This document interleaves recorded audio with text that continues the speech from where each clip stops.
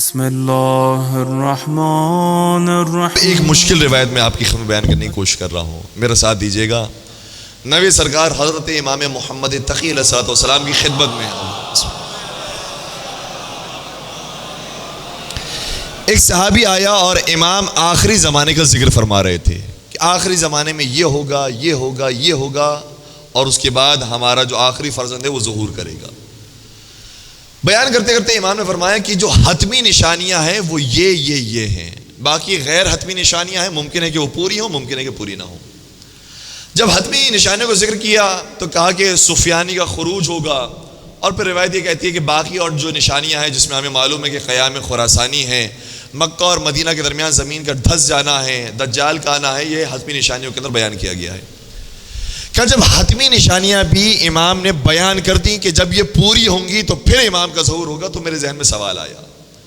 اب سوال غور سے سماعت فرمائیے گا۔ سوال یہ ہے کہ ہمارا ایک عقیدہ ہے کہ پروردگار کبھی کبھار بدا سے کام لیتا ہے۔ بدا کا مطلب یہ ہوتا ہے کہ ایک چیز جو بظاہر ایک خاص طریقے سے چل رہی ہے، اچانک اس کے اندر پروردگار تبدیلی لے کر آتا ہے۔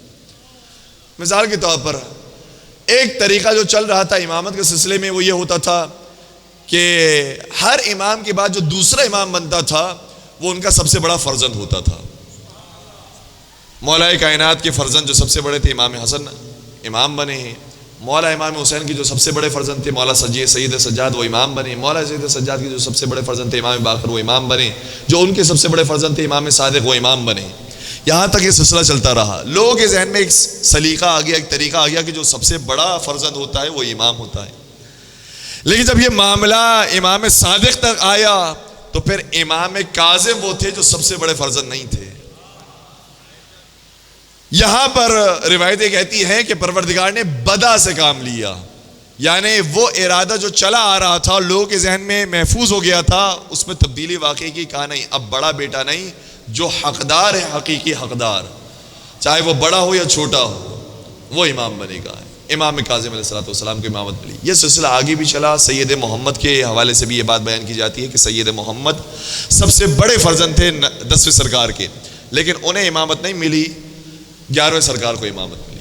اس طریقے سے یہ سلسلہ آگے بڑھا۔ تو کچھ معاملات میں پروردگار بدا کرتا ہے۔ سوال کرنے والا جو شیعہ ہے، جو عقیدہ بدا کو جانتا ہے، اسے سوال کیا، اے فرزند رسول مجھے بتائیے، حل یبدو فی المحتوم، کیا حتمی نشانیوں کے اندر بھی خدا بدا سے کام لے سکتا ہے؟ بات واضح ہو رہی ہے؟ جو حتمی نشانیاں ہیں وہ بھی بدا کا شکار ہو جائے اور وہ حتمی نشانیاں پوری نہ ہو، کیا ایسا ہو سکتا ہے؟ امام نے فرمایا نعم ایسا ہو سکتا ہے۔ آگے یہاں تک۔ اب اسے دوسرا سوال کیا، کہنے لگا نخاف ان یبدو للہ فی القائم، اے فرزند رسول پھر مجھے خوف ہے کہ کہیں پروردگار 12ویں سرکار کے بارے میں بھی بدا سے کام نہ لے لے۔ کتنا یہ سمجھدار، کتنا ذہین یہ شاگرد ہے، کہنے لگا کہ 12ویں سرکار کے بارے میں بھی کہیں ایسا نہ ہو جائے کہ پروردگار بدا سے کام لے لے اور ان کی حکومت ہی قائم نہ ہو، ویسے قیامت آ جائے، کہیں ایسا نہ ہو جائے۔ امام نے کیا خوبصورت جملہ ارشاد فرمایا، اور پھر میں اس آیت کا ترجمہ پیش کروں گا جسے سرنامہ کلام میں بیان کیا تھا تو آپ کو لطف آئے گا۔ مولا نے ارشاد فرمایا کہ جب اس سے سوال کیا کہ کیا 12 سرکار کے بارے میں، ان کی حکومت کے بارے میں بدا ہو سکتا ہے، امام نے فرمایا کہ اس میں بدا نہیں ہو سکتا۔ کیوں؟ ان القائم فی المیعاد، کیونکہ 12ویں سرکار کی حکومت وعدہ پروردگار میں سے ہے، وعدہ الہی میں سے ہے۔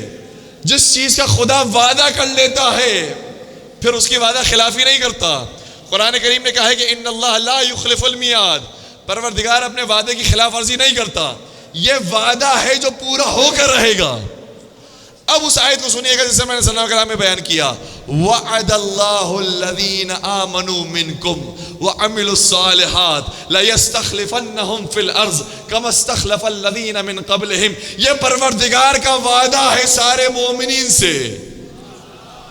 میرا ساتھ دیجئے گا، خدا کہہ رہا ہے میرا وعدہ ہے سارے مومنین سے جنہوں نے مجھ پر ایمان لے کر آئے اور عمل صالح کیے ہیں، ان سے کیا وعدہ ہے؟ لَيَسْتَخْلِفَنَّهُمْ فِي الْأَرْضِ، اس زمین میں ضرور انہیں خلیفہ بنائے گا، كَمَا اسْتَخْلَفَ الَّذِينَ مِن قَبْلِهِمْ، جس طریقے سے ان سے پہلے والوں کو خلیفہ بنایا تھا۔ تو یہ وعدہ الہی ہے، اور وعدہ الہی میں کبھی بدا نہیں ہوتا۔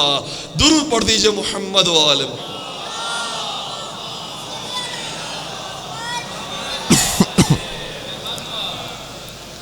بات پہنچ گئی، کچھ مشکل بات تھی لیکن آپ نے میرا ساتھ دیا، اور الحمدللہ بات پہنچ گئی کہ 12ویں سرکار کی خلافت اور حکومت کے بارے میں بدا نہیں ہے، یہ وعدہ الہی ہے جو پورا ہو کر رہے گا۔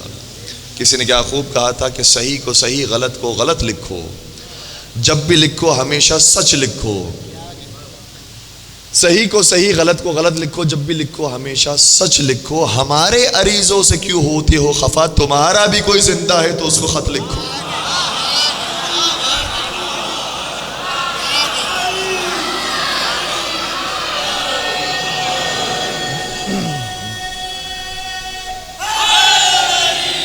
یا علی یا علی،